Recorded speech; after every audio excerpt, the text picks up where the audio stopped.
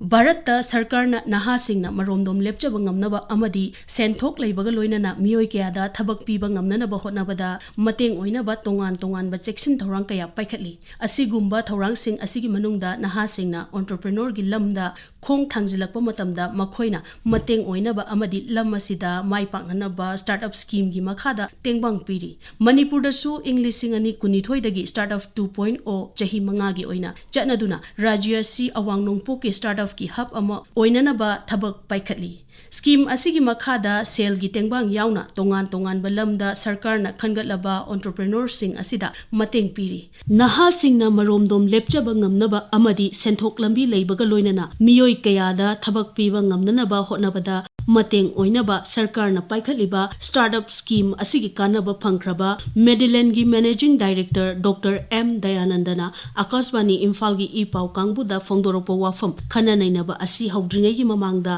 ahanbu oina thamjari Medellin gi oina startup se 2018 da khoi startup ki ahanba batch da khoi phangjari bani matamduda khoi su horokpa khara khoi revenue stage aduda oirakpa adui matamjeda startup ki sidagi phangiba paisa jana khoi ambulance masing je hengatki aduga lonena khoi leriba matamdu medical oxygen gi cylinder adigi oxygen ambulance masing hengakhre hana khoi ambulance ahungum ran taromani startup ki paisa je phangba matungda khoi advanced life support ki ambulance ani amaga and basic life support ki ambulance taruga amaga khoi ambulance nipan hengarki lonena medical oxygen se matamduda khoi around 50 mung lerambadagi 100 ki mathakta another 100 hapchela 150 henaki yam nungairibadi sigi opportunity ma haigadra andaga akoine prepare tawba haigadra manipur startup ki phangbasidagi layok phaba haigadra 2020 swaida covid lakhre 2019 jida hoi prepare tawraga loina lehobagi mongni shona chanbi ba haigadra 2020 21 sida covid lakpasida koi lejari ba ambulance sing loina medical oxygen si manipur prajagi mayamda akoi yam chauna akoi service piba ngamjagi aduga maruina akoi even kainogi da district ani phauda akoi ambulance ki service piraga na government na koina mateng pangjaba ngamjagi lona yum da chala kanda home nursing care gi service da medical oxygen yum da supply piba covid patients sing da aduga mioi kaya amagi ambulance ki mateng na koi yam chauna service piba ngamjagi masimak startup manipur gi koi achauba mai pakpane lawjage matamdugi mamangda khoi ID prepare thokani haibana dit khoi khangbadi na te tawbadabu sigi tanganna khoi medical emergency amasung medical oxygen da kha prepare ta hobaduna matamdugi khoi covid manung da yam chauna khoi mateng pangma ngamjage ada hojik se khoi hanba batch sa phangjagi ba startup ki se khoi kinoni loan ni subsidy yauba adu hairiba loan se khoi singba loisinjagre aduga hojik se makhata na manipur khoi venture capital fund naidana khoi hojik startup fund sigi makhada revenue oiraba aduga khoina track record leiraba startup sing da piba adugumba venture capital funds gi makhada akhoi haujuk nona apply tawjabada usik almost akhoi sigi phangjare ada hanak akhoi sanction tawbada ngairi adu hairiba funds gi di BC oidoini venture capital fund oidoini sigi funds na sigi mu pajari jana saigi loan gi component sai hana dumaina loan sing dumaina thagoding singbadi oide adu tawbadabu sigi akhoi venture capital gi mongda akhoina magi terms and condition le equity da based tawba investment ni adu hairiba investment sina hayeng mai sahi manga gi matungda almost like 2x akoina investor amount gi 2 times kumba singba adugo maina tawba masu akoi apply tawjari adu sigi makhada akoi hojik optical chain aduga lakaduriba dental hospital sing sida akoi invest tawna bai na plan tawjari adu startup fund ji maroina naha moina akhoi amnamak masina khoi organization sida yam chauna impact pi ge na feel tawje hojik si mamang da matam du akhoi staff tara ga mari muk leram bani adu startup fund ji impact tagi segi support na maram moira kan da khoi hojik si staff tara mari dagi na pulap hojik punjil la kan da khoi staff 200 ki chang da khoi hojik work tawjari khoi irang manung da staff se khara service yam tension lakpa aduna akhoi yam khara warure but adu hojik se mu khara mu chakhala kanda mayam ge hena service pi bangam na wai na khoi diversify tawre ambulance home care khak tawram do hojik se Medellin je mayam na su uviramani khoi eye care da aduga dental da loina na to service khar so khoi changchinjari da hairiba mayam se saigi matam du da khoi thoidona financially support leibanate horopada ngari matam haibasi bank na su kaya loan pibada khar reluctant oiba matam su oigi ꯇꯧꯒꯗꯕ ꯁ꯭ꯇꯥꯔꯠꯑꯞꯁꯤꯅ ꯃꯇꯝꯗꯨꯗ ꯊꯦꯡꯅꯕꯤꯗꯅ ꯑꯩꯈꯣꯏꯗ ꯈꯨꯗꯣꯡꯆꯥꯕ ꯄꯤꯕꯤꯈꯤꯕꯁꯤꯅ ꯑꯩꯈꯣꯏꯒꯤ ꯑꯣꯔꯒꯅꯥꯏꯖꯦꯁꯟꯒꯤ career ꯑꯩꯈꯣꯏꯒꯤ ꯒ꯭ꯔꯣꯠꯇꯁꯨ ꯑꯗꯨꯒ ꯃꯌꯥꯝ ꯑꯃ ꯑꯩꯈꯣꯏꯅ ꯁꯔꯚꯤꯁ ꯄꯤꯕ ꯉꯝꯈꯤꯕ ꯗꯔꯀꯥꯔ ꯂꯩꯕ ꯃꯇꯝꯗ ꯁꯔꯚꯤꯁ ꯆꯣꯡꯊꯣꯛꯑꯒ ꯄꯤꯕ ꯉꯝꯈꯤꯕ ꯂꯣꯏꯅꯅ ꯃꯅꯤꯄꯨꯔꯒꯤ ꯃꯤꯑꯣꯏ ꯀꯌꯥ ꯑꯃꯗ ꯍꯧꯖꯤꯛ 200+ ꯑꯩꯈꯣꯏ ꯗꯥꯏꯔꯦꯛꯂꯤ ꯑꯩꯈꯣꯏ ꯑꯣꯔ ꯏꯟꯗꯥꯏꯔꯦꯛꯂꯤ ꯑꯩꯈꯣꯏ ꯊꯕꯛ ꯄꯤꯕ ꯉꯝꯕ ꯁꯤꯃꯛꯁꯤ ꯁ꯭ꯇꯥꯔꯠꯑꯞ ꯃꯅꯤꯄꯨꯔꯒꯤ ꯑꯆꯧꯕ ꯈꯨꯗꯣꯜꯅꯦꯅ ꯊꯝꯖꯒꯦ ꯑꯗꯣ ꯃꯈꯥ ꯇꯥꯅꯁꯨ ꯃꯅꯤꯄꯨꯔꯗ ꯍꯧꯖꯤꯛ ꯍꯧꯖꯤꯛ ꯄꯣꯇꯦꯟꯁꯤꯌꯦꯜ ꯂꯩꯕ ꯁ꯭ꯇꯥꯔꯠꯑꯞ ꯃꯌꯥꯝ ꯑꯃ ꯃꯇꯝꯗꯨꯒꯤ ꯑꯩꯈꯣꯏꯒꯤ ꯃꯇꯝꯗ ꯏꯟꯚꯦꯁ ꯇꯧꯈꯤꯕ ꯃꯌꯥꯝꯁꯨ ꯍꯧꯖꯤꯛ ꯃꯥꯏ ꯄꯥꯛꯅ ꯂꯩꯕ ꯃꯌꯥꯝ ꯌꯥꯎꯔꯤ ꯑꯗꯨꯒ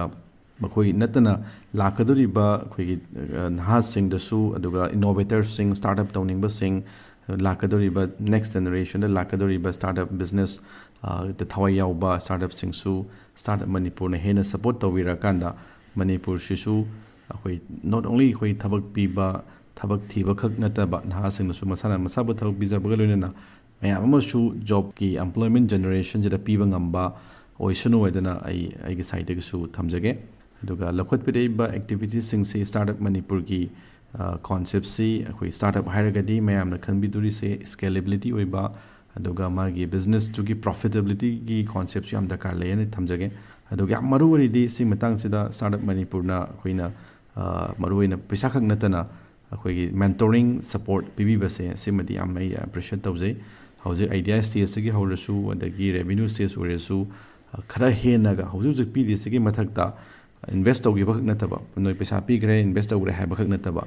ꯃꯈा ꯇꯥꯔꯛꯄ ꯑꯇꯣꯞ ꯑꯇꯣꯞꯄ ꯉꯁꯥꯏꯒꯤ ꯀꯝꯄ꯭ꯂꯥꯏꯟꯁꯀꯤ ꯂꯩꯔꯤꯕ ꯑꯇꯣꯞ ꯑꯇꯣꯞꯄ ꯃꯌꯥꯝꯁꯤꯗ ꯀꯦꯄꯥꯁꯤꯇꯤ ꯕꯤꯜꯗꯤꯡꯒꯤ ꯇ꯭ꯔꯦꯅꯤꯡꯁꯤ ꯈꯔꯒ ꯍꯦꯟꯅ ꯄꯤꯕꯤꯔꯒꯗꯤ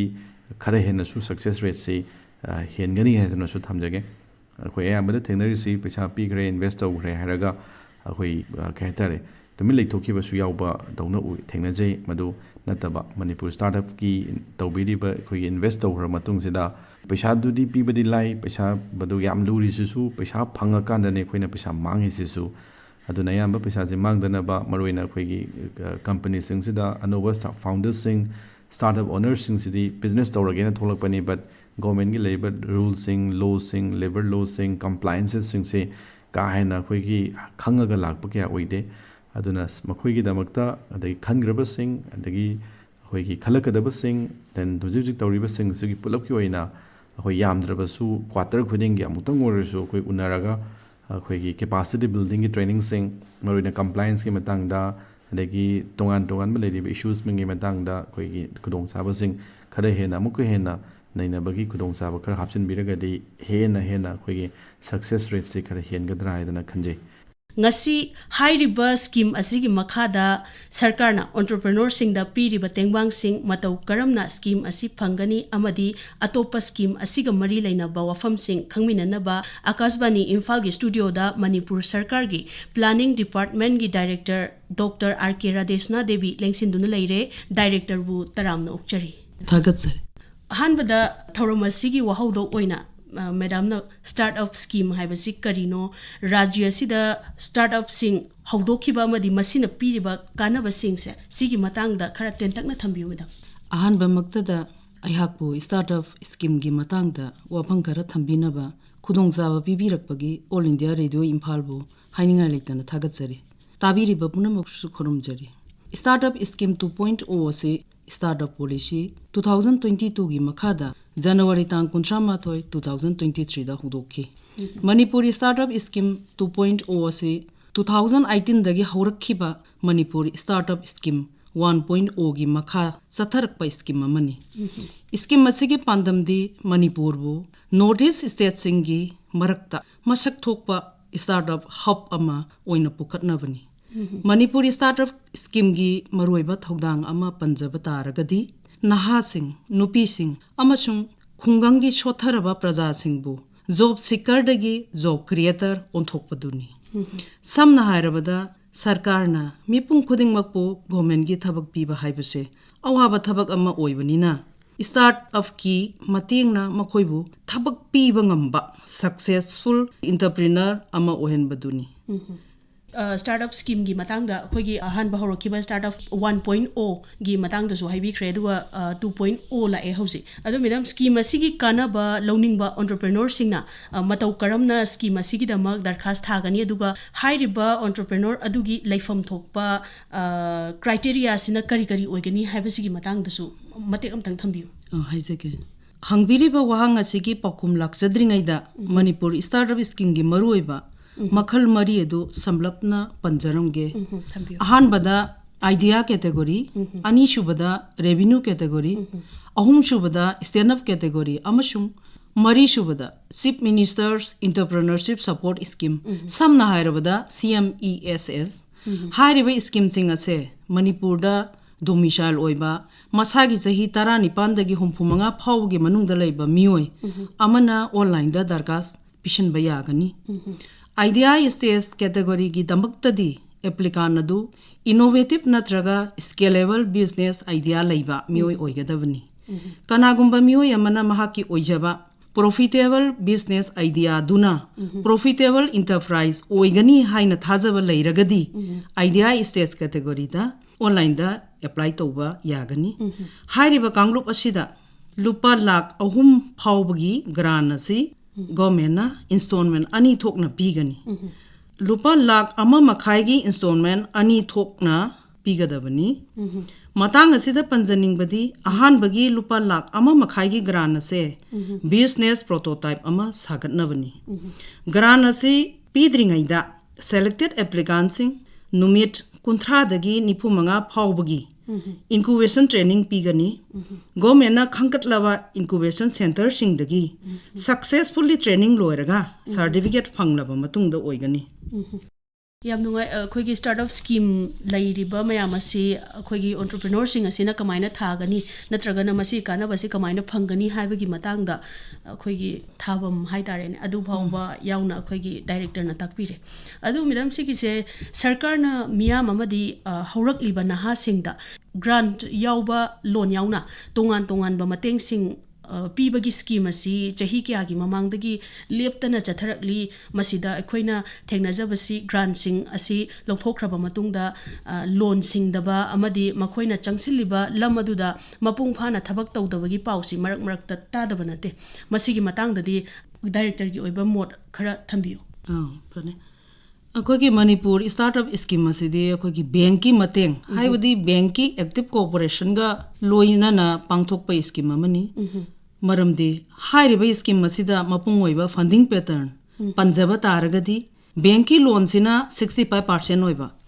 government grant sina 30% oiba aduga akogi beneficiary oidoiba masa sina applicant sina 5% masagi dagi puthorakadaba oigadabani isham samna hairabada bank na loan pibiraktragadi government na grant piroi maramaduna loan appraisal tauba loan sanction tauba unit inspection tauba punamak ase bank ki prerogative ni amasung responsibility ni bank na kupna yengchalaba matungda loan sanction taubibanina amasung loan dugi matungina government gi subsidy pibanina hojik phawbudi mamangda panbiriba mapung phana thabak tawdabagi asigumba kaya si thengna jadri matang asida yamna maruoiba amasung miyamda su khangan janingbadi manipur startup ki loan khudingmak manipur credit guarantee scheme samna hairabada MCGS ki makhada 100% cover tawi hairiba MCGS haibasi credit guarantee fund trust for micro and small enterprises samna hairabada CGTMSE of SIDB SIDB haibana mo kogi small industries development bank of India haijabani sina cover tawba guarantee scheme amane samna hairabada bank na piriba loan asi CGTMSE na 75% to 85% amasung 25% to 15% na state government na contribute tawbani bank chingda appeal tawjaningbadi bank na loan pibibada miyoido hana bank defaulter oidraba natraga civil score na yaragadi loan pibada singnabiganu hoje akhoi startup ki sida leiriba tongan tongan ba makhal gi loan sing asi piba matam da su bank na yamna checksin gadaba wafam mayam amasu leiri masigi matang da so madam na marik chumna thambikre adu madam hojik english singani kuni thoi dagi hauna startup 2.0 chahi manga gi oina chana duna leire masigi mamang da paikhat ki ba startup scheme adugi khudong chaba phangki ba entrepreneur sing adu department ki maike dagi makhoi gi performance haigadra haibadi makhoina changsilliba lam sing asida kadai fawba khumang chausinba ge haibadusu thambiramo yam pani haijeke akhoi gi manipur startup 2.0 ase launch tawkhiba kuidraga su achievement ase recognize tawgibo oina startup manipur ase bharat ki honorable prime minister Shri Narendra Modi ji na chia tawba Delhi da pangthokpa